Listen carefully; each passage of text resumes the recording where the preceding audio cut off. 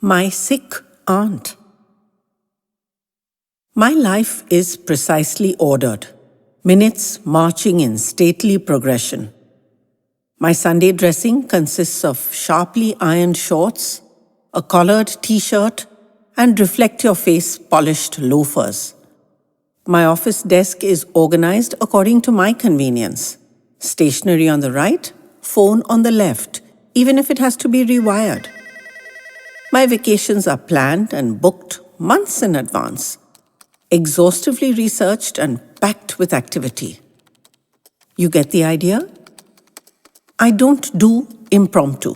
I don't do discomfort. I don't do inactivity. And yet, early last week, I walked into Chandra's room and asked if I could have the rest of the week off. The shock on her face indicated how out of my usual groove I was. She floundered, said, of course I could, because she knew I wouldn't ask unless it was important. It's just that it was so unexpected from me. I thanked her, acknowledged it was important, and left to return to my work, which I simply couldn't do, because in minutes, every single body in the place was dropping by to ask if I was okay. I was already fed up with it when Chandra herself peeped around the door. Diffidently, most unlike her. After we got the now mandatory, "Are you okay? I'm fine," out of the way, she spent a few minutes gazing intensely at me, also most unlike her. Finally, she blurted out that she was concerned about me. I raised my customary eyebrow at her, and her relief was instant. She let out a huge breath, blowing papers all over my desk, earning herself the deepest furrowing of my brow.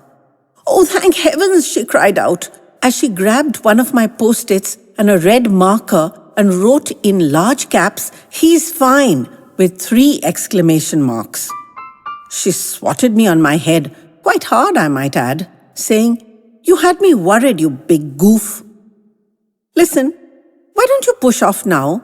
No one's going to let you work today. We all want an explanation, which you're obviously not inclined to provide." Huh? Got work to finish, is it? That sounds about right. She added one more meaningless exclamation mark to the post-it and slapped it on my door on her way out. Fast forward a day and a half, and I'm being driven out of Jaisalmer in the first light of dawn. At some point, the city just stops and the desert starts. Astounding. The car slows down and I look around quizzically. In the dusty haze, I see 1 man, 2 camels. Veer is very friendly and welcoming.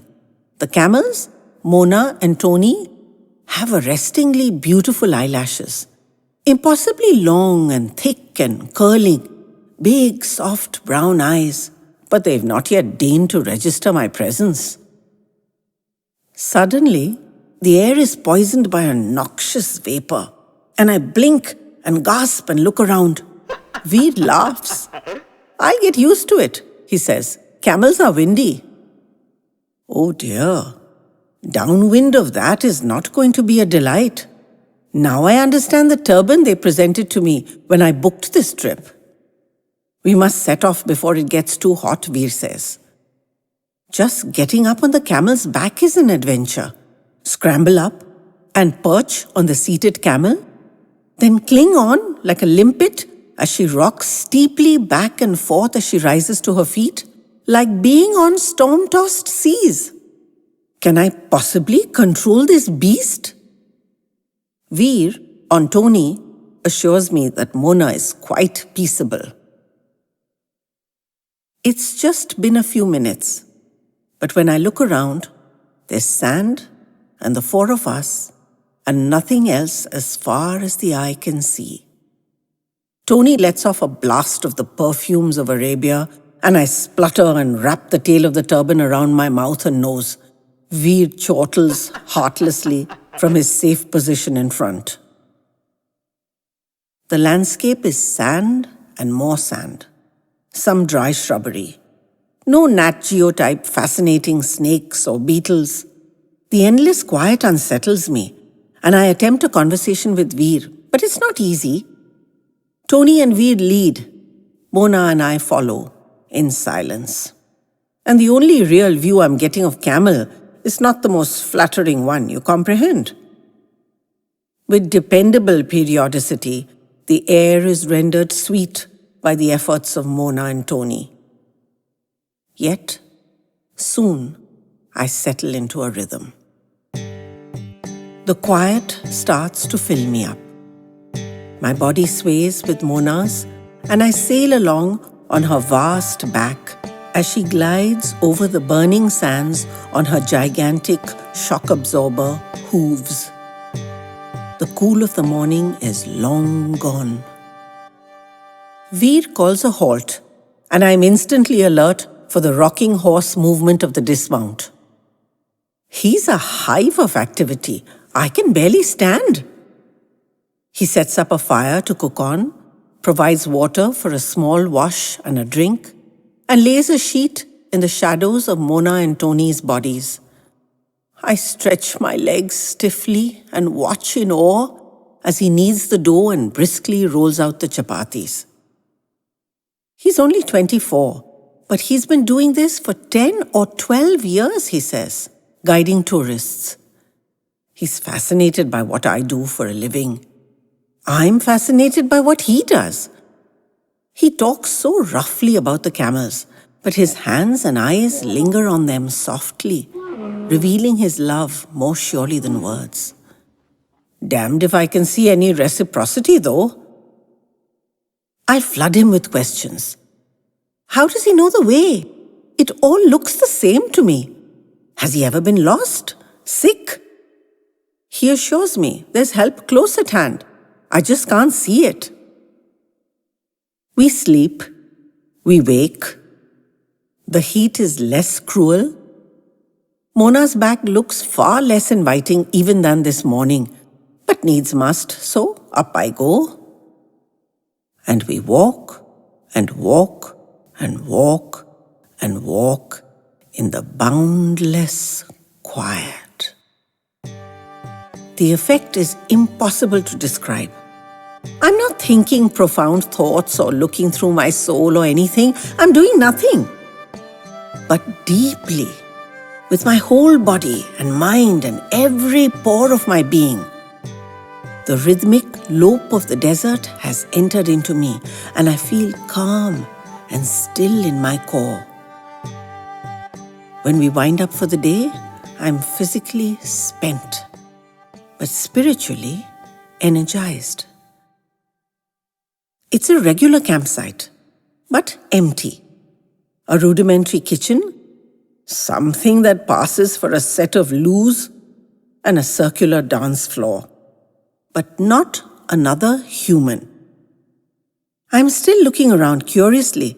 For a change, there is something to look at.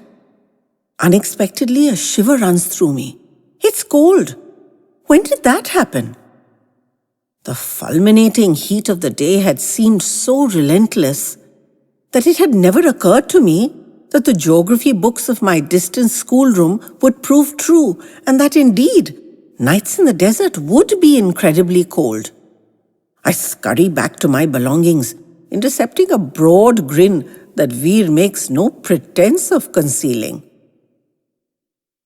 Darkness descends completely and absolutely.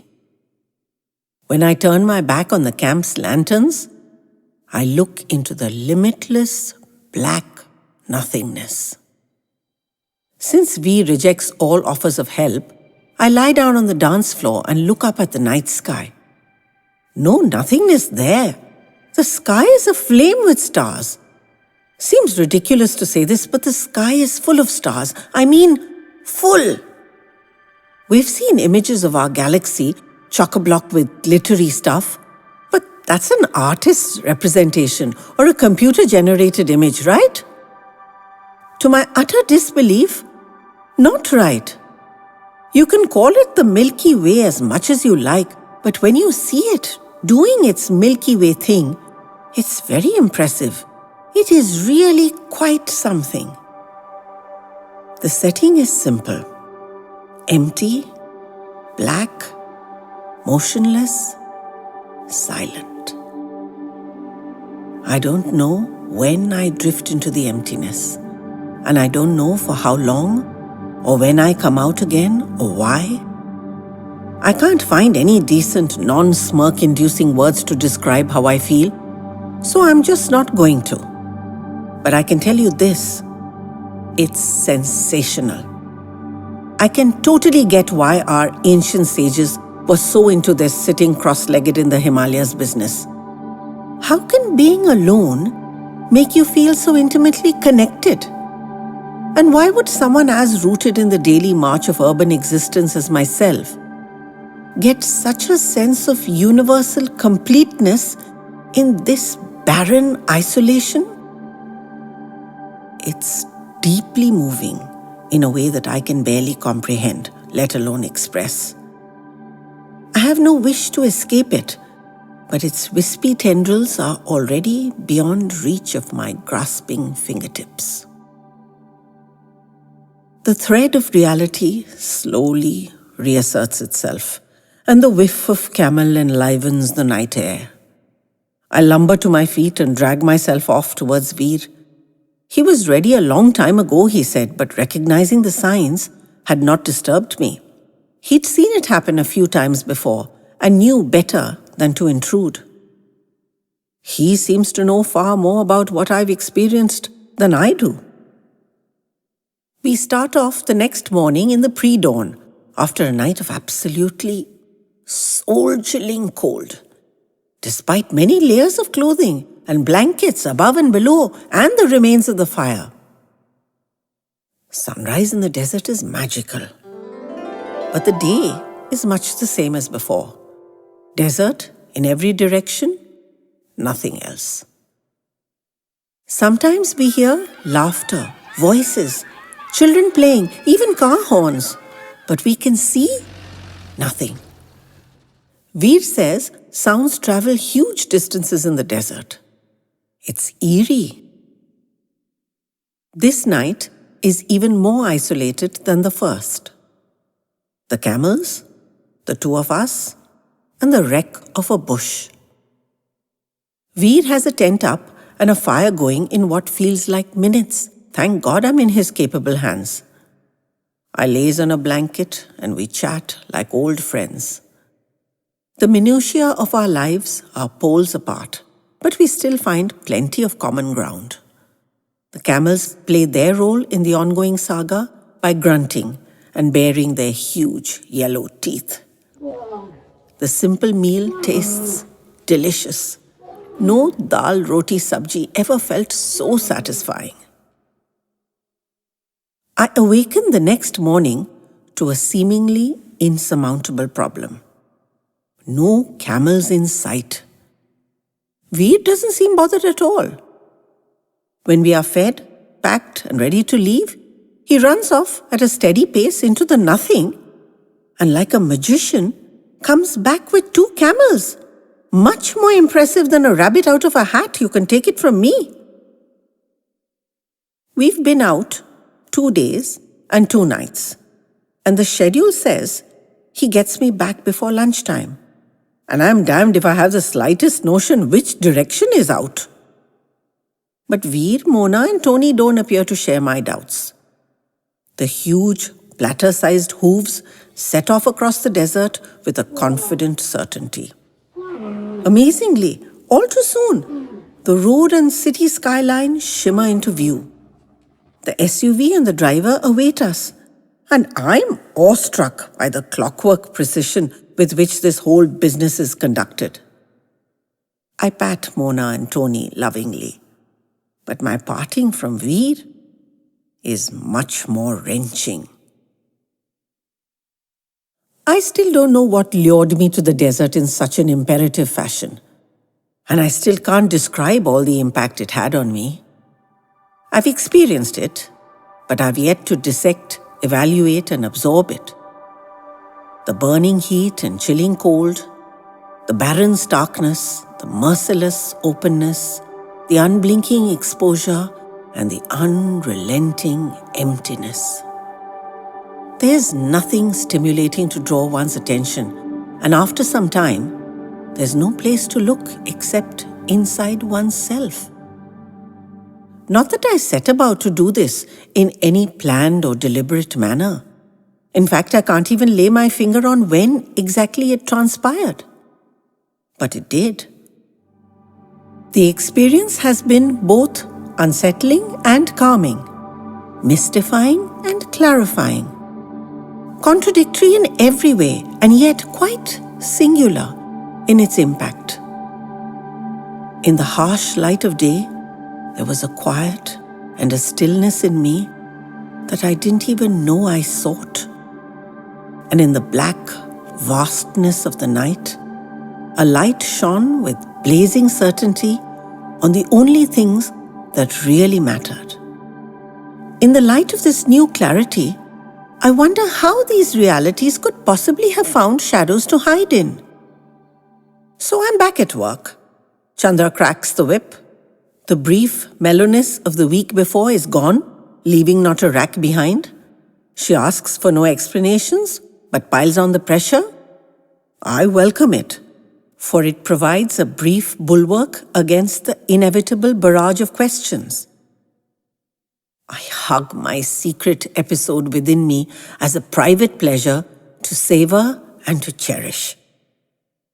Perhaps I will have to invent a sick aunt to explain my absence.